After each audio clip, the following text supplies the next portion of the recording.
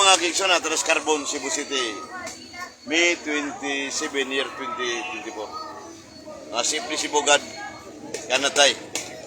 Sa Haris, Jumay Rio. Yung sumay, kuhan yung mga Kingston.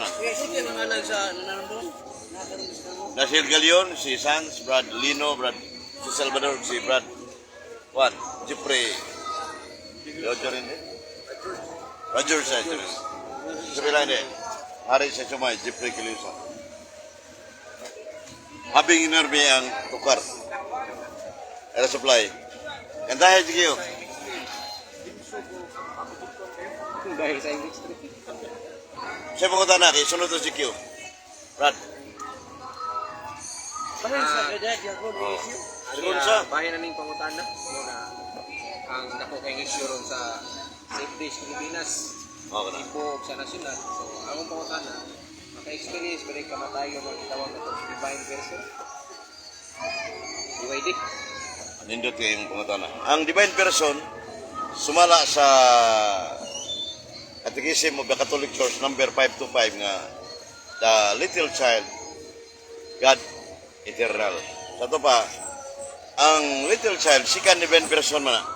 Sa ito pa, gitubag po na ni Bishop Poro sa Punabintal sa Katugtugma, page 36, nga ang second divine person, eternal, eternus, Filius, God the Son. Pato pa ni San Agustin, God's eternity is a constant present. Kung namatay, literal ang divine person, experience kumatayon, dili siya matawag og constant present. Sa ito pa day, sayop ang Panginoon nga divine person experience din. Wa man tayo makita diya sa malang sulatan pulong sa Dios sa Catechism of the Catholic Church o ubang libro. Bisan ang Council of Trinity ilang kasaligan, wa tayo makita diha nga divine person experience din. Wa gyud. Bisan ang ubang mga libro, ano may laing libro isaligan din o man ang standard ng libro sa Romano Katoliko, dugma, sisisi, o pulong sa Diyos. So, kadang baruganan, naisgot pang nasyonal, ato na iklaro, duha ka klaseng CFD na ron panahon na, CFD o Catholic Petitioners National, muna grupo sa Gaday literal. Ang Catholic Petitioners Cebu, CFD Cebu, God is always alive, God cannot die. Kaya usa sa mga Board of Governors, BOG National, si Giselle, ingon man nga, upirma kay ni Brad, kay imo ning tubagon ang notice of explanation. Nagahapon mo na sa social media, ingko, napamalandong ko nga, dili ang tubagon ang imong gisubyot. Kaya nga no, dili ko under sa CFD National, kay gadad literal mga baruganan. So, managlahit ang baruganan. CFD Cebu, karatay, under ko. Muna nga, dili ang pirmahan, kay ilang ang usa sa mga strategy sa CFD National nga pamaagi ba.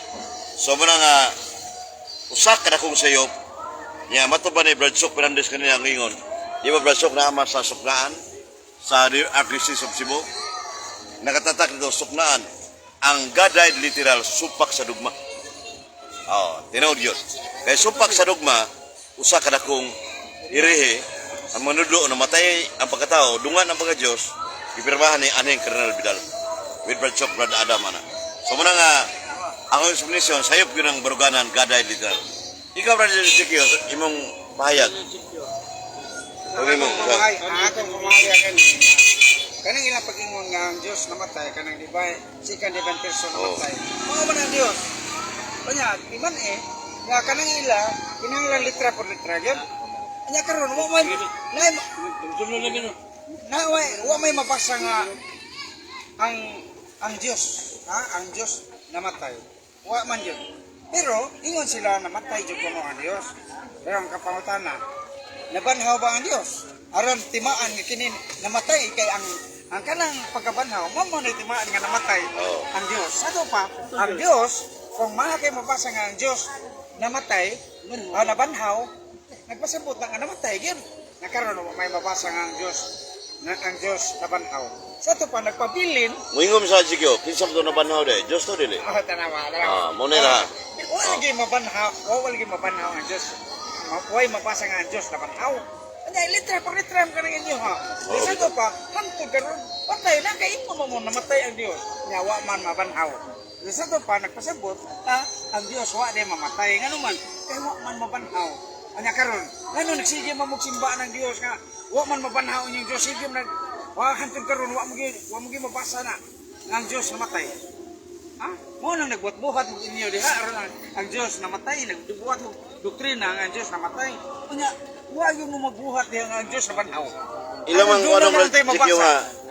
Ingong ka jikyo ang Dios wala mamatay. Mingon sila kinsam to namatay sa cross. Dios to dili. Ang namatay diha iya tawanong kinaiya.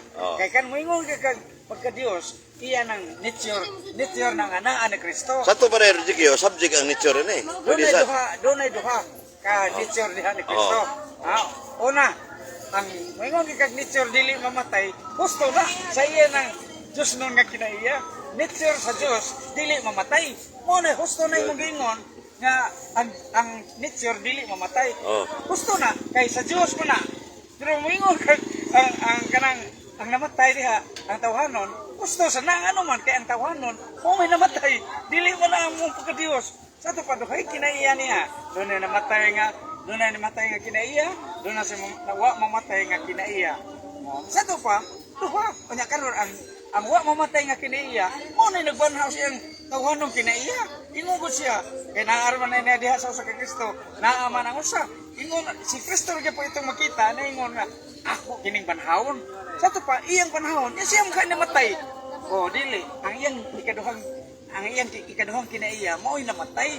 Unya ang katong pirmiro niya gikan gyud sa langit daan na nang away kamatayon ni ambit og tawhanon. Nya karon kay naambit man sa tawhanon. Ini kamatayan ning tawhanon kay naa may kamatayon ni tawhanon. Ini kamatayan na maapil na ning way kamatayon. Iya ra man ginambit. Musa, pero og tataw kayo nga gusto iyang giingon nga iyang banhawon kay wa man siya mamatay. Ya sa dihang nabanhaw. Nabanhaw. Unsa may nabanhaw? Iya pagkatao, iya pagka-Dios. Ang iyang tawhanong kinaiya mo nabanhaw kay mo man namatay. Kanya karon kanang iyang giingon nga Dios namatay. Nabanhaw. Wa mabanhaw nga naman kay wa man mamatay. Mo na nga nagpasabot nga wa mamatay ang Dios kay wa man mabanhaw. Ya, shout out Ode. Ya, kanang ilang Ode. giingon nga kanang ilang giingon gisimba anto karon. Ang ato ng Dios ilang gisimba-simba. Ha? Ang ato ng Dios kay wa man mamatay mo nang nagsige buhi kanunay mo nang nagsimba ta. Sila mo apil magsimba. Nganong simba mo silang ilaw wa pa man mapanhaw. Mao na diha nga Malasa din, no? nga kanang ila ani apil sila no to ang Dios wa mamatay. Mao na diha nga klaro og tataw kayo nga Hayag pas tubig butong. ayag pas tubig sa butong. Tinaw pas tubig sa butong ano man. Mao nang wa mabanhaw ang Dios tungod di wa man mamatay. Anya, ang sirak tara. Mao na diha. Oh. Mao na ko ka tubag itong pangutahan na brad. Sige. Selamat jikyo nya. Murag sa Audi to, pamalandong sa Audi gini. Ode. Audi deh. Ini ta. Tulungan sa ta ha. So. Stand sa ta. Hilgalin mo pala katabi ni. Ya. Isi kapuno sa Ezekiel, artis Biblia, may sukranas maturan. Sa Biblia, ulo, krito si Kristo namatay. Wag yung nga ang Diyos namatay, kundi si Kristo ang namatay. Sakto na. Man, sa ato pa sa Diyos, Juan, Diyos, ang matuon, ang namatay di ayang pagkatao ba namatay, dili ang pagka-Diyos. Una nga, Pag-isgot mo Jesus Christ, duha may buhay kiniya kiniya di Kristoan. sa 464 sa katekismo ng Catholic Church. Turugadan man. Muna nga, ang sa Biblia, ang ibutang diya, Christ died on the cross. Sakto na. Una, Dugma sana nasa page 184, Christ died on the cross. Anong ilang magisupak ang Biblia nga?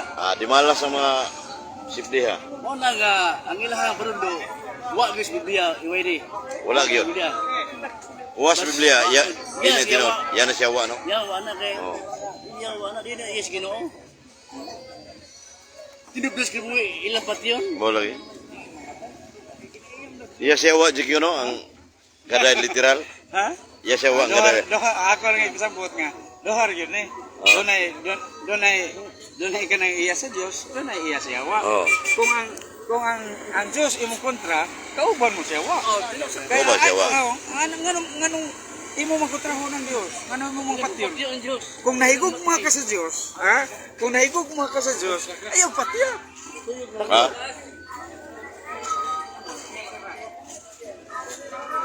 Ano yung sikiro yun? Lagi sirak. Sirak ng size 22. Ano yun? Umbrasa ka? Sige, Brad. Selamat, Brad.